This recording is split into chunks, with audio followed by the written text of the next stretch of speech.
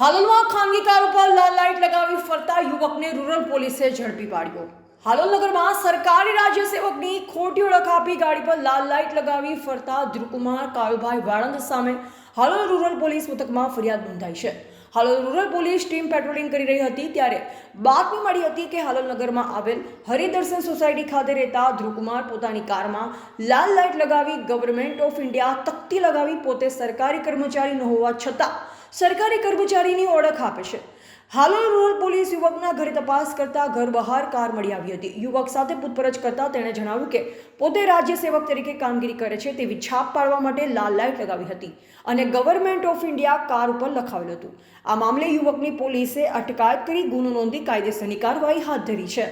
Reporter Deepak Tiwari, Halol, Panchmahal.